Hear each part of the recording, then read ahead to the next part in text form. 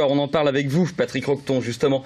Vous êtes professeur de maths en prépa à Montesquieu, c'est bien cela? C'est ça, bonsoir. Un mot sur le projet tout d'abord. Pour être simple, on vous demande en gros de travailler plus sans être payé plus, c'est ça? C'est un petit peu plus compliqué que ça. Ça dépend des classes, des disciplines. Certains travailleront autant pour gagner moins.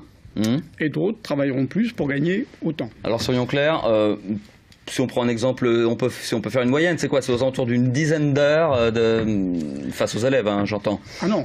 Alors, qu'on vous oblige à travailler. C'est ce mot d'heures supplémentaires qui est très mal compris.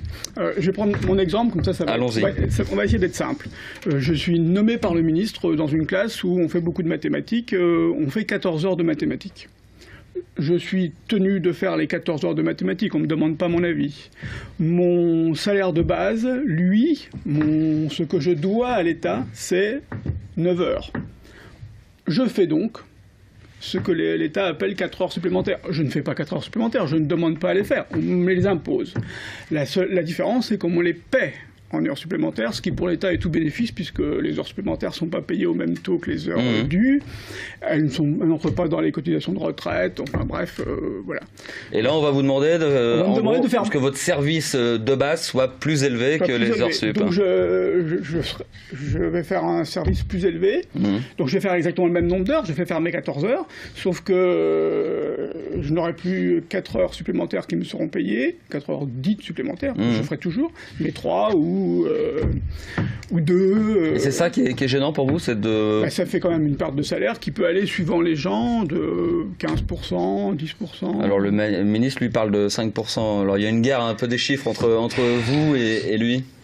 Oui, mais il faut prendre en compte la disparité de la situation des enseignants. Il y a des enseignants, comme je disais, qui vont être obligés de travailler davantage et qui vont gagner autant. Parce qu'il y a des disciplines où il y a peu d'heures à faire dans la classe et où l'enseignant fait strictement ce qu'il doit.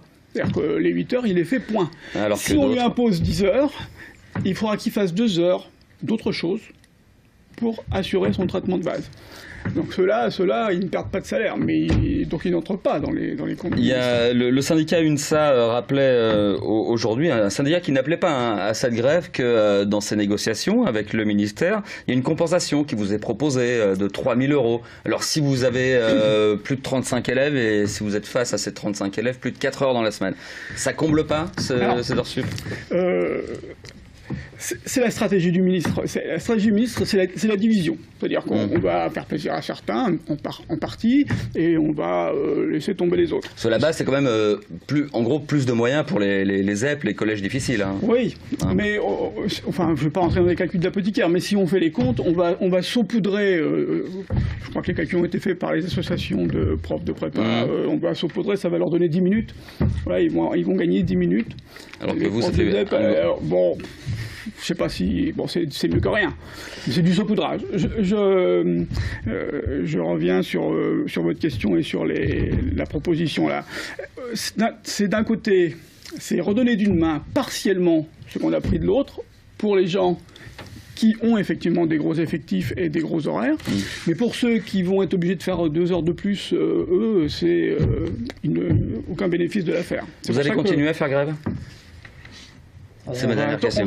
Vous allez attendre les réactions ? Je crois que c'est en discussion. Alors, il y a les tenants d'une grève dure tout de suite. Et il y a plusieurs possibilités. À Paris, on a des associations des représentants qui vont aussi réfléchir à la question. Je crois qu'il y a une réunion demain matin au ministère.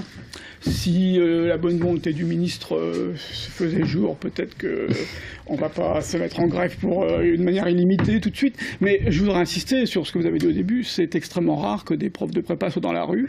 C'est extrêmement rare. Et je vous remercie Patrick Roqueton d'être venu sur notre plateau nous en parler. Merci à vous. Merci.